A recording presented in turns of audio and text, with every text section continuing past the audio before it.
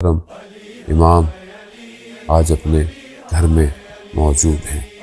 آج جو ہے وہ امام کے گھر میں ہر کوئی غمزدہ ہے۔ طبیب جب آتا ہے اور حبیب بھی اس کے ساتھ ہے، ایک صحابی جو امام کا چاہنے والا ہے، جب وہ زرد کپڑا ہٹایا جاتا ہے تو وہ فراق، وہ زخم نظر آتا ہے، وہ صحابی گریہ کرنے لگتا ہے، رونے لگتا ہے، اور اس کے رونے کی وجہ سے امام متوجہ ہوتے ہیں۔ امام اسے منع کرتے ہیں کہ تم کیوں گریہ کر رہے ہو، تم کیوں رو رہے ہو؟ یقیناً اس وقت وہ طبیب جب کہتا ہے کہ امام کے زخم کو صحیح کرنے کے لیے مختلف چیزوں کا مقاتل میں بیان ہے۔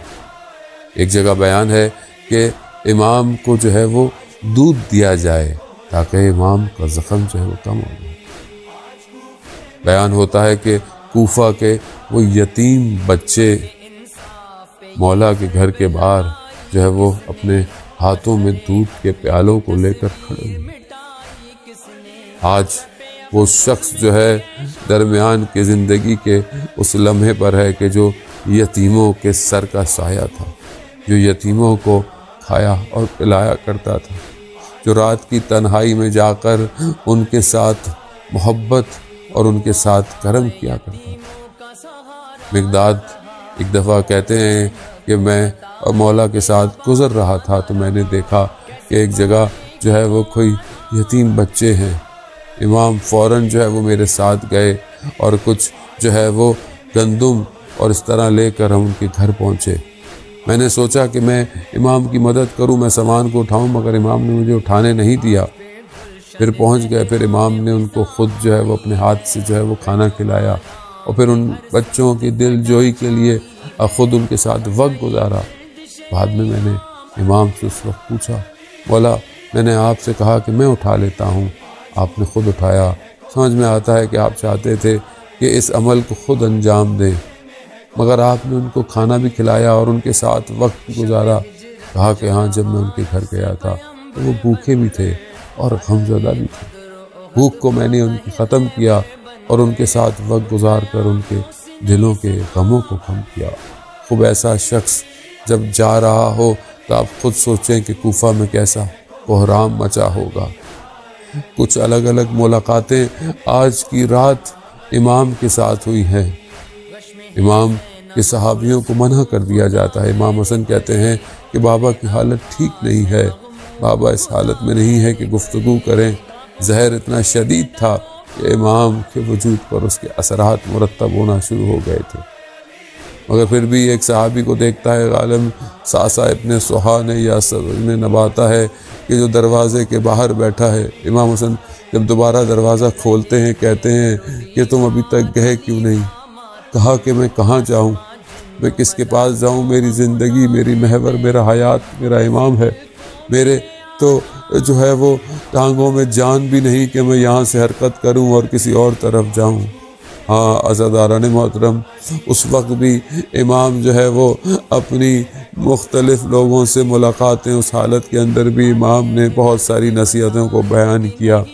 امام اس وقت بھی جو ہے وہ ملاقاتیں کرتے ہیں اور ان ایام کو بتاتے ہیں۔ ایسے میں حجر ابن عدی آتا ہے، کچھ اشعار پڑھتا ہے۔ امام جب شعر سنتے ہیں بولتے ہیں حسن سے کہ بیٹا حسن یہ کون ہے؟ کہا بابا یہ حجر ہے، حجر ہے کا نام سنتے اسے آنے دیتے ہیں۔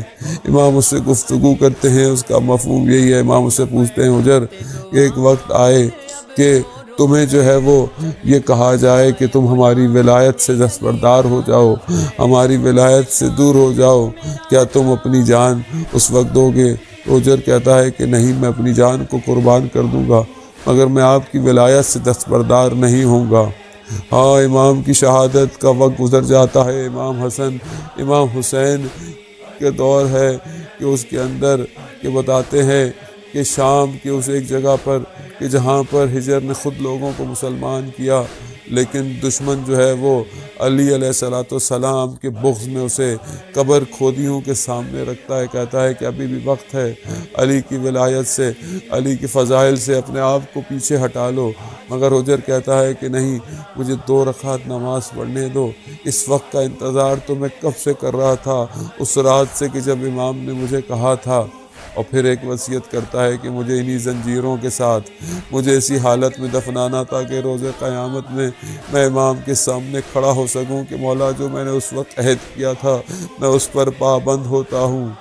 آزاداران محترم، یہ صدائیں، یہ گریے کی رات وہ آتے ہیں کہ خاص طور پہ وہ گریے کہ جب امام سب کو دلاسا دیتے ہیں، لیکن جب امام گھر لائے جاتے ہیں اور جب اپنی بیٹی حضرت زینب اور ام کلثوم کو دیکھتے ہیں اور جب وہ گریہ شروع کرتی ہیں تو جہاں امام سب کو خاموش کروا رہے تھے وہاں امام سے خاموش نہ رہا گیا، امام بھی ان کے ساتھ گریہ شروع کر دیتے ہیں۔